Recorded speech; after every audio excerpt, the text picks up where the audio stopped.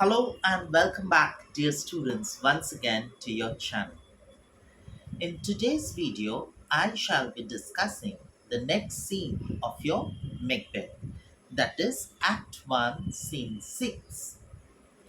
Now, before I begin, it's the same thing again to remind you that if you find my videos interesting and helpful, please do not forget to give me a like and also to subscribe to my YouTube channel. It shall keep me motivated.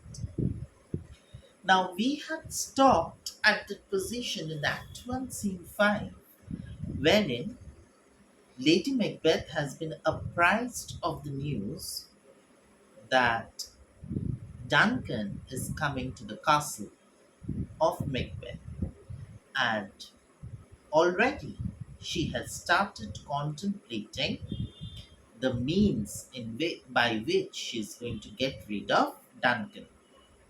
All right. So, scene 6 takes place at Inverness, Macbeth's castle. Now, Inverness is the place in Scotland where Macbeth lived. Okay. Macbeth's castle, hot boys and torches. Hot boys are those boys, okay, who would carry the torch in their hand to light the way.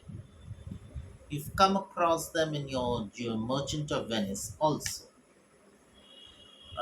Enter Duncan, Malcolm, Donalbain, Banquo, Lennox, Macduff. Malcolm and Donalbain, these are the two children. Okay, Malcolm is the eldest son of Duncan, and Donalbain is the youngest son of Duncan.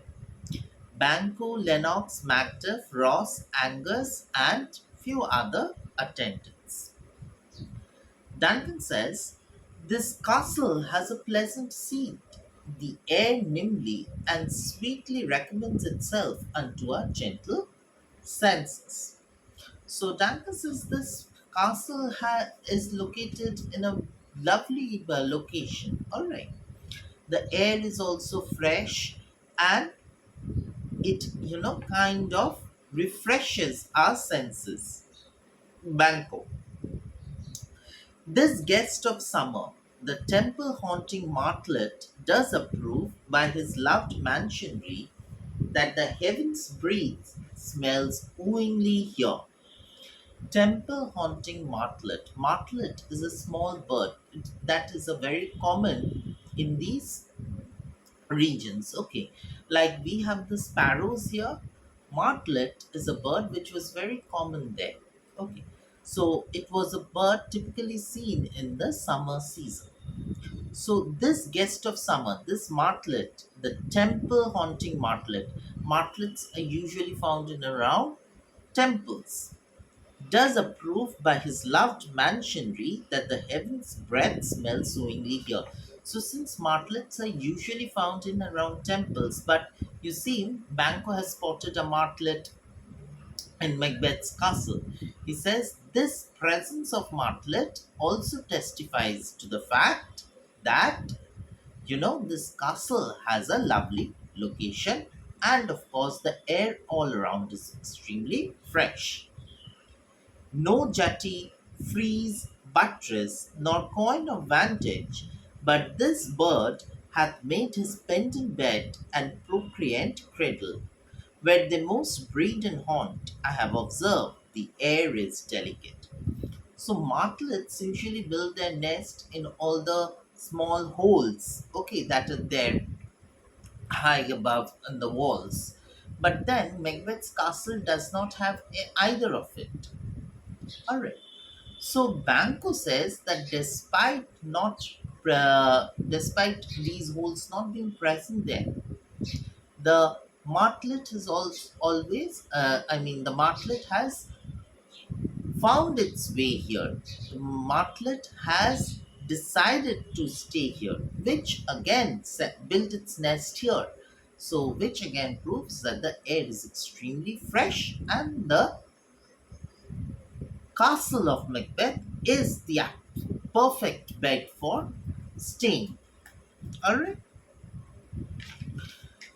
Enters Lady Macbeth. Duncan. See, our honored hostess, the love that follows us sometimes is our trouble, which we thank as love. Herein I teach you how you shall bid God yield us for your pains and thank us for your trouble. See, our honored hostess. So the moment Lady Macbeth enters, Duncan is overwhelmed, overjoyed, and he says, See, our honored hostess has come. And then he makes a very interesting observation. In general, he says that the love that follows us sometime is our trouble. Out of love, at times, we are forced to do few things for which we put others into trouble. This is extremely ironic. What Duncan is saying is that because I love Macbeth, I had to come all the way from, my castle to your castle.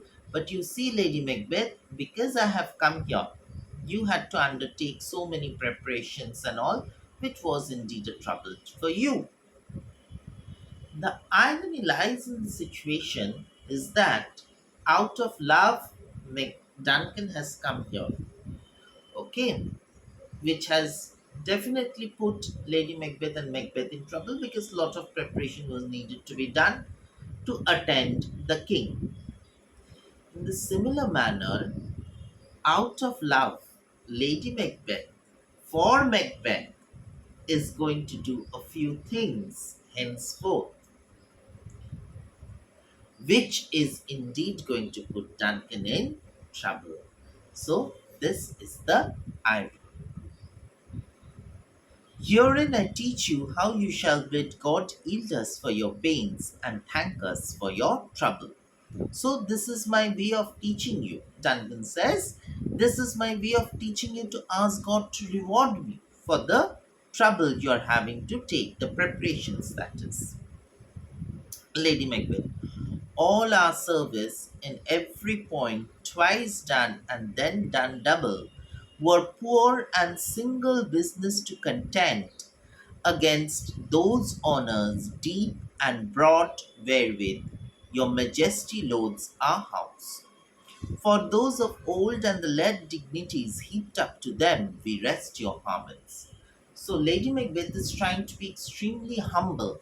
What does she say? She says, no matter what we do to you, Duncan, if we do them twice, thrice, and four times also, that is not going to be sufficient. Why? Because of the late honors that you have heaped upon Macbeth. They are nothing compared to the preparation that we have undertaken. She's trying to be extremely humble. Where is the Thane of Cawdor? By the way, where is Macbeth? We coaxed him at the hills and had a purpose to be his purveyor. Purveyor is messenger. But he rides well, and his great love, sharp at his spur, hath holp him to his home before us. So where is Macbeth? He crossed us with his horse, saying that he needed to be at home before us, so that he could, bring you the message that we are coming in. So where is he? Fair and noble hostess, we are your guests tonight. We are going to be at your castle.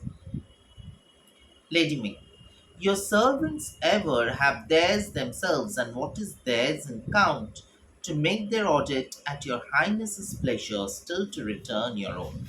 So Lady Macbeth tries to be extremely humble again. She says, We are all going to be your servant and we are going to serve you to the best possible way. Duncan, give me your hand, conduct me to mine host. We love him highly, and shall continue our graces towards him by your leave, hostess. So Duncan takes Lady Macbeth's hand and says, we love Macbeth, and that is why we've come here, and we cannot express our thanks, gratitude enough for you taking charge of things so beautifully and making things possible here. All right, and they leave after this. The scenes ends here, giving us a hint that something wrong is definitely here for him. All right, Uh, so, something that you need to notice here is the forced humility, humbleness of Lady Macbeth. She's trying to be extremely humble towards Duncan and trying to make him believe that he is in a very, very safe place. Another thing, if you notice, both Duncan and Banquo are praising the castle of Macbeth, saying that it is one of the best places to be in. Little do they realize that it is in this particular place, it is in this particular location where Duncan is going to breathe his last. All right. So we have to stop here today because Act 1, Scene 6 ends here. We'll be back soon with Act 1, Scene 7.